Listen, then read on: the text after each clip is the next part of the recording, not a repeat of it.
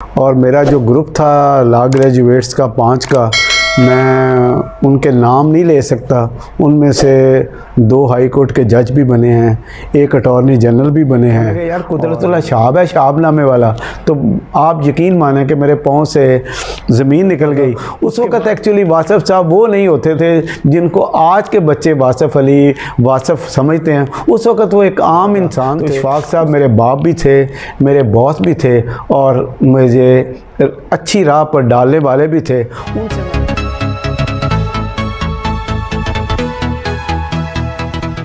देखें जी, वकालत का शोबा इस वास्ते बहुत इम्पॉर्टेंट है कि अल्लाह ने एक तो सूद मना किया और एक इंसाफ के ऊपर ज़ोर दिया। और इंसाफ को लेकर देने वाले या इंसाफ को जस्टिफाई करने वाले या इंसाफ के लिए लोगों की मदद कर रहे हैं वकला हैं। और वकला जो हैं वो किसी भी कौम का दाना तबका होता है। ये अलग बात है कि हमने बेशुमार PhD शुरू कर ली है, बेशुमार MPhil शुरू कर ली और बेशुमार लॉ कॉलेज बना दिए। 1982 में मैंने लॉ किया, 1983 में मैंने लॉ किया तो उस वक़्त सिर्फ 2 कॉलेज होते थे। एक गिलानी लॉ कॉलेज मुल्तान था और एक पंजाब यूनिवर्सिटी लॉ कॉलेज था। हमारे ज़माने में हमायत इस्लाम बंद होकर यूनिवर्सिटी लॉ कॉलेज में चला गया था तो 250-300 लोग होते थे। इस वक्त सूरत हाल ये है कि हमें, ये नहीं मैं कहता कि हमें लॉ कॉलेज बंद करने चाहिए, हमारे वकला की तादाद काफ़ी ज़्यादा हो गई है।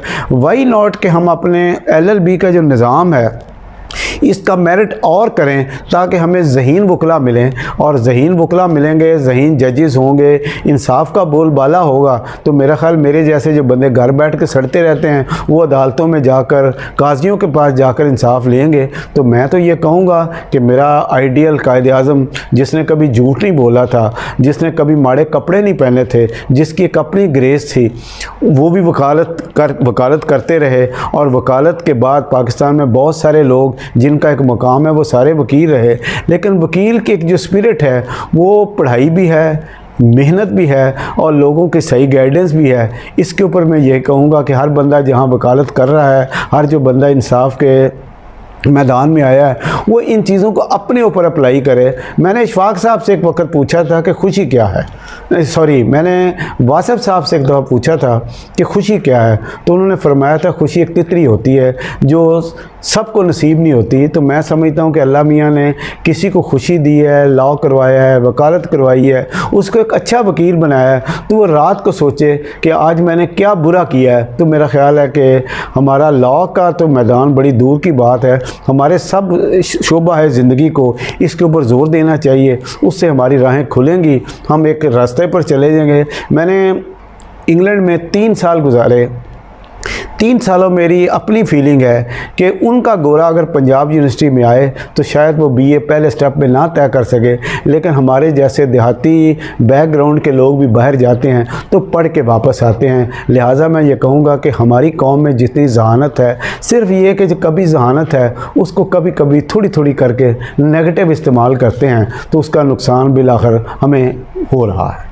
दौर तो पिछला दौर हमेशा ही अच्छा होता है। कहते हैं कि माजी कुछ सीखने वाला होता है, कुछ अच्छी यादें होती हैं, हाल आपके सामने होता है और फ्यूचर के लिए हमेशा देखना पड़ता है। मेरा दौर इस वास्ते बहुत अच्छा था कि इशफाक अहमद वाकई बाबा इशफाक था। मेरी ज़ात के हवाले से, मेरी जॉब के हवाले से मुझे उनके साथ बड़ी अच्छी यादें हैं। ज़राई इंसाइक्लोपीडिया एक छपा है, वो प्रोजेक्ट हरीफ रामे ने as a research officer Urdu board में 1965 में शुरू किया था और वो जब मैं 1985 में वहाँ हुआ तो मेरे दौर में वो मुकम्मल हुआ था। तो इशफाक साहब मेरे बाप भी थे, मेरे बॉस भी थे और मुझे अच्छी राह पर डालने वाले भी थे। उनसे मैंने बहुत कुछ सीखा, जिनमें बुनियादी बात जो मैं समझता हूँ मैंने सीखी कि झूठ कम से कम बोलें, बल्कि कम से कम मैं गलत कह गया हूँ, मैं कहूँगा कि झूठ बोलना ही नहीं चाहिए और अपना जो आपका पेशा है उसको अपनी माँ के साथ प्यार करना चाहिए। ये मैंने इशफाक साहब से सीखा। मैंने 1.5 साल उनसे काम किया क्योंकि छोड़ा इस वास्ते कि उनका जो इदारा था वो गवर्नमेंट ऑफ पाकिस्तान का था, उसकी पेंशन नहीं थी।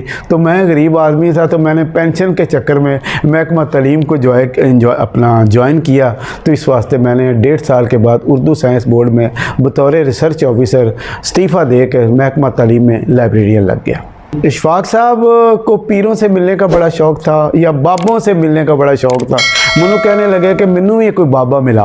मैंने कहा अच्छा जी। मैं उन्हें रायवंड ले गया। वहाँ एक पीर साहब थे, फौत हो गए हैं, पठान थे, और मैंने उनको बुज़ुर्गों को, शाह साहब हम उनको कहते थे, उनका मैंने माथा कभी नहीं देखा था। हमेशा उन्होंने माथा बांधा होता था, इतने खूबसूरत थे।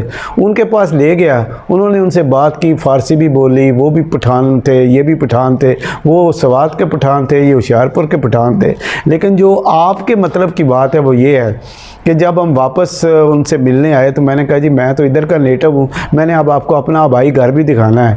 कहने लगे अच्छा मुझे ये बताओ, आबाई घर तो देख लेंगे, रायवंड की ख़ास चीज़ क्या है? मैंने कहा यहाँ जलेबियाँ बड़ी अच्छी बनती हैं। खान साहब ने कहा कि फिर ऐसे करो कि 3 पैकेट लो किलो किलो के। मैंने कहा अच्छा जी। वो 3 पैकेट मैंने बंधवाए। जब हम लाहौर आ गए तो कहने लगे एक तेरा पैकेट है, एक मेरी सास का पैकेट है जो समनाबाद में रहती थी, और एक मैं घर लेके जा रहा हूँ। मैंने कहा जी मेरा पैकेट क्यों है? कहता है इस वास्ते कि तुम मुझे यहाँ तक अपना टाइम मेरे लिए कुर्बान करके लाए हो, तो मैं अपना जो एहसान है वो किसी के ऊपर नहीं डालता। मैं कोशिश करता हूँ कि अगर कोई मेरे साथ अच्छा हो तो मैं उसके साथ अच्छा करूँ। तो बेटा ज़िंदगी में तुमने भी याद रखना है कि अगर कोई तुम्हारे साथ अच्छा हो तो उसके साथ तुमने उससे ज़्यादा अच्छा बनना है। ये उनकी ज़िंदगी का निचोड़ है। वासिफ साहब से मेरा बराह रास्त तो कोई दौर नहीं गुजरा, क्योंकि वासिफ साहब इशफाक साहब के बेहतरीन दोस्तों में से थे। एक ग़ुलाम अली साहब थे, वो भी अंग्रेज़ी के प्रोफेसर थे। वासिफ साहब भी हमें अंग्रेज़ी थे। इशफाक साहब के साथ उनकी दोस्ती थी। वो हर हफ्ते उर्दू बोर्ड में आया करते थे, और क्योंकि मैं इशफाक साहब का फेवरेट था, क्योंकि इशफाक साहब मुझे इस वास्ते बहुत प्यार करते थे कि तुमने पेंडू होकर भी 2-3 एमए किए हैं, इस वास्ते तुम मुझे बहुत अच्छे लगते हो। तो वासिफ साहब इस वास्ते मुझे बहुत प्यार करते थे। तो मैं वासिफ साहब की गुफ्तगू सुना करता था। उस वक़्त एक्चुअली वासिफ साहब वो नहीं होते थे जिनको आज के बच्चे वासिफ अली, वासिफ समझते हैं। उस वक़्त वो एक आम इंसान थे। उसके बाद फिर उनका रूहानियात की तरफ बहुत दौर गुजरा।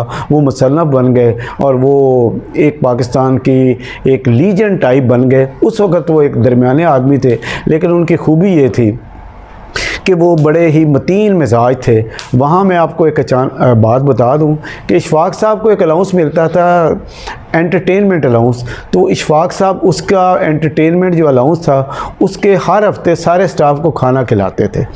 दही वो लाते थे मजंग से, रोटियां वो मजंग लिटिल रोड से लेके मंगवाते थे, और जो सालन था वो उर्दू बोर्ड में ख़ुद पकता था।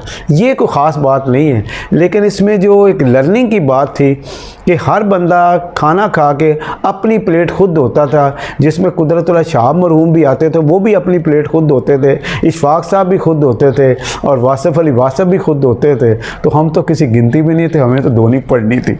तो ये भी खान साहब कहा करते थे। इससे मैं आपको ये सिखाता हूँ कि घर में भी अपने माँ बाप का साथ दिया करो। उस वक्त मैं शादीशुदा नहीं था, इस वास्ते मुझे ऐसी बातें नहीं उन्हें कही थी कि अपनी बेगम का भी काम किया करो। शहाब साहब को जी जब मैंने देखा तो मुझे तो पहली दफ़ा ऐसे हुआ कि मेरे सामने नहीं बल्कि मेरे मतलब वो मेरे टेबल पर आके कहने लगे बेटा क्या कर रहे हो? मैंने कहा जी मैं मजमून लिख रहा हूँ। कहता बताएं किसके ऊपर लिख रहे हैं? मैं जी आलू के ऊपर, क्योंकि वो ज़रूरी इंसाइक्लोपीडिया का प्रोजेक्ट था। तो मैंने बताया, उन्होंने पढ़ा, कहने लगे ये तुमने गलत लिखा है। मैंने लिखा था कि आलू मौसम सरमा और गर्मा मौसमों की एक अहम फसल है। कहते बेटा लिखो आलू मौसम गर्मा और सरमा दोनों मौसमों की एक अहम फसल है। मैंने कहा जी बाबा जी आप कौन हैं? क्योंकि जब अपना शहाब साहब आखिरी सालों में थे तो वो जूता भी कैंची पहना करते थे या आम पेशावरी चप्पल्स पहना करते थे, शलवार कमीज़ आम सिस पहनते थे। तो मैंने कहा जी आप कौन है? कहते इशफाक साहब से पूछना। वो चले गए। तो जाके थोड़ी देर के बाद मैं भी गया तो वो बैठे नहीं थे। मैंने कहा जी वो एक बाबा जी आए थे तो वो मुझे कह के गए ये तुमने गलत लिखा है। कहते बाबा जी ने भी सही कहा है, तुम भी सही हो। जो अदब है वो मैथमेटिक्स नहीं है, इसमें 2 और 2 4 भी होते हैं, 3 और 1 भी 4 होता है, 0 जमा 4 भी होता है।